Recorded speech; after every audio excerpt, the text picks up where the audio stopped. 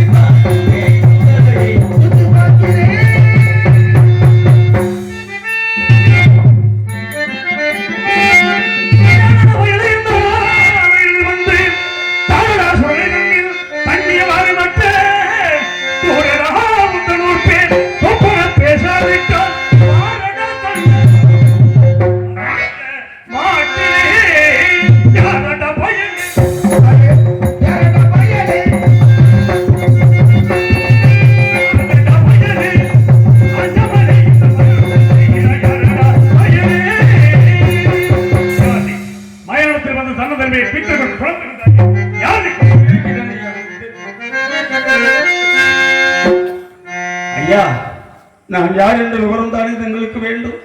இதோ தெரிவிக்கின்றேன். இதோ தெரிவிக்கின்றேன்.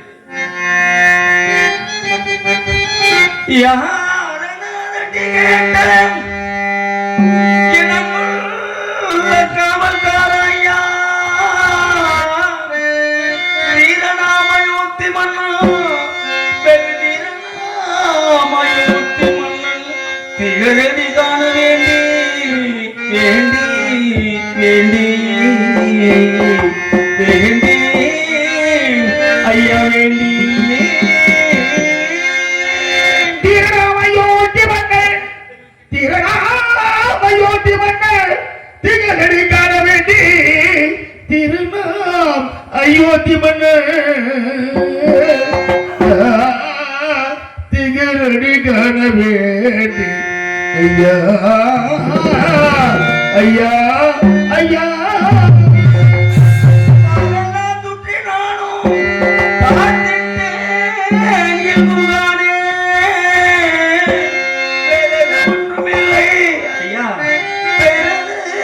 ஒன்றுமில்லை.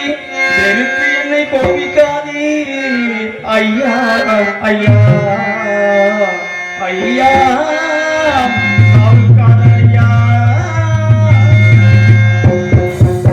ஐயா 56 தேசத்தை ஆண்டிருந்தாரே எனது மன்னர் ஹரிச்சந்திர சக்கரவர்த்தியை தேடி வந்தது ஐயா. அவருடைய மந்திரி சத்தியகீர்த்தினார். தாங்கள் நினைப்பதை போன்று இறந்த தலைப்பிள்ளையின் மண்டை ஓட்டு திருட வந்த மாந்திரிகள் அல்லவையா? நான் மாந்திரிகள் உனது அரசனை பார்க்க வேண்டும் என்றால் அரசனைக்கு சென்றிருக்க வேண்டும். அவரது நாடு நகரங்களை சுற்றி பார்த்திருக்க வேண்டும். அதை விடுத்து மயானத்தில் வந்து மன்னனை தருகிறாயா? காலத்தின் கட்டாயம். உனக்கெந்த அயோத்தி மன்னன் உனக்கெந்த அயோத்தி மன்னன் வந்தார் என்று உன்னிக்கு வந்தார் என்று பணத்துடன் உரைத்த மேலார் கழிவுறு சுடலை தரந்து எதற்கது என்றால் நிஜமேல் கோபிக்கேனே கோபிக்கே சன்னியாசி உன்னை பார்த்தால் தலைப்பிள்ளைகளின் மண்டை ஓட்டை எடுத்து மாந்திரியம் செய்யும் மந்திரி பருவத்தில் யாரை ஏமாற்றுகிறாய்?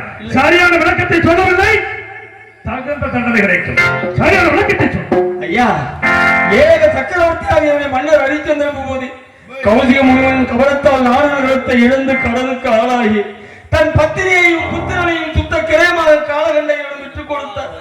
அவர்களின் கூலிக்காக எனது மன்னர் என்னை அழைத்து விலை கூறுவார் கூறினார். அப்பொழுது மூர்ச்சையாகி கீழே விழுந்து விட்டது ஐயா. எப்படி ஐயா என் மன்னர் விலை கூறுவது? மூர்ச்சை தெரிந்து எழுந்து பார்த்தேன். என் மன்னர் சென்ற இடம் தெரியவில்லை. அன்று முதல் 12 ஆண்டு காலமாக அழைத்து கொண்டிருக்கின்றேன் ஐயா. அந்த திருமுகத்தை தெய்வ முகத்தை ஒரே ஒரு முறையாவது காண வேண்டும் என்று அழைத்து கொண்டிருக்கின்றேன். என் வாழ்க்கையில் நடந்த அனைத்து உண்மைகளையும் அப்படியே கூறுகின்றான். அப்படி என்றால் இவன் என் மந்திரி சத்தியகீர்த்தியாக இருக்குமா? இருக்காது. இதுவும் இந்த விஸ்வாமித்திரனின் சூழ்ச்சியாக இருந்தாலும் இருக்கலாம். இதை விசாரிப்போம். நம்மை பற்றி குறை கூறி பேசினார்.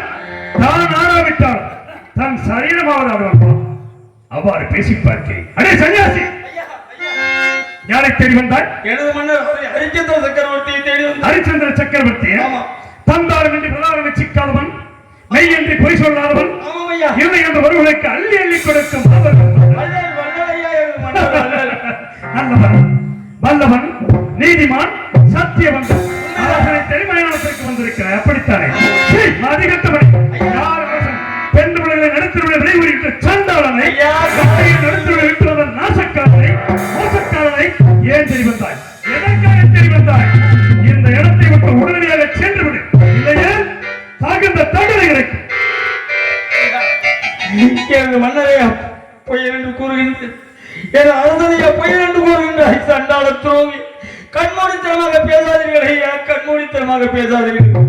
கண்ணால் காண்பதும் பொய், காதால் கேட்பதும் பொய்யாக இருக்கும் இந்த உலகத்திலே தீரவளுக்கு விசாரித்து கூற வேண்டும் ஐயா, தீரவளுக்கு விசாரித்து கூற வேண்டும் ஐயா. எனது மன்னரை பொய் என்று கூறிய உன்னை என் அயோத்தி நாளாக இருந்திருந்தால் என் உரைவாளை எடுத்து உன் அவையில் துண்டாக எடுத்திருந்திருப்பேன். இப்பொழுது ஒன்று கெட்டுவிடவில்லை. என் மன்னரை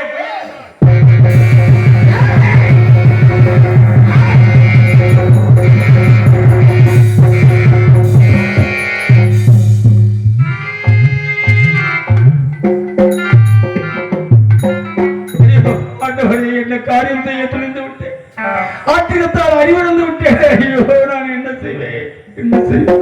இந்த பயான காவலை கொண்டு விட்டால் அந்த படித்தோனின் மன்னரை அல்லவாச்சாரும் அரிச்சந்திரன் மந்திரி சத்தியகீர்த்தியா மயான காவலை கொண்டு விட்டாராம் என்ற படித்தவன் அன்பு தெய்வத்தை அல்லவாச்சாரும். ஐயோ, இவன் பேசிய உரைகள் நான் கேட்டுக்கொண்டு இன்னும் உயிரோடு நிற்கின்றேனே, நான் தான் சாக வேண்டும். ஐயா ஐயா, மயான காவலரே, என்னை மன்னித்து விடுங்கள் ஐயா.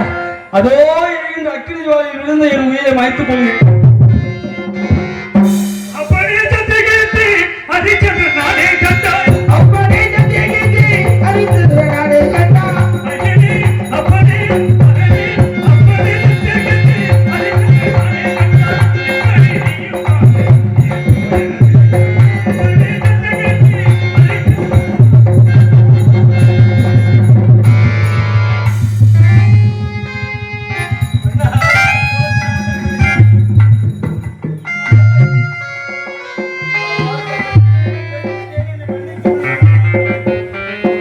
சத்தியத்தியாரே, நீங்கள் தெரிந்து பேசவில்லை.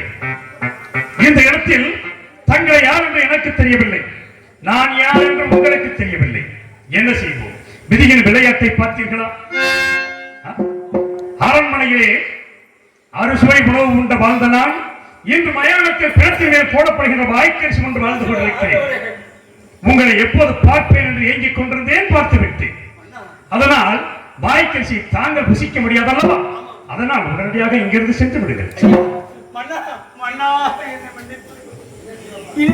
தங்களோடு இருப்பதற்கு எனக்கு அனுமதி அளிக்க வேண்டும். வாய்க்கரிசியை நிவர்த்தி செய்வதற்கு வழி இருக்கிறது. மன்னா, வாய்க்கரிசி சிறிது எடுத்து பசுவுக்கு வைத்து அது எழுகின்ற சாணத்தை எடுத்து சிறிதளவு எடுத்து அந்த அரிசியை சுத்தமாக கழுவிவிட்டு சமைத்து உண்டால் தோஷம் போய்விடும். மன்னா, சத்தியத்தியாரே, சரியான யோசனை சொன்னீர்கள். இருந்தாலும் இந்த இடம் எப்பேற்பட்ட இடம் தெரியுமா? இந்த இடத்திற்கு வருகிறவர்கள் எப்படி வருகிறார்கள் என்று தெரியுமா? 8 கால் நடந்து வரும், 2 கால் நீண்டிருக்கும், 2 கால் நடந்து வரும், 2 கால் நீண்டிருக்கும், 2 கால் மனிதனை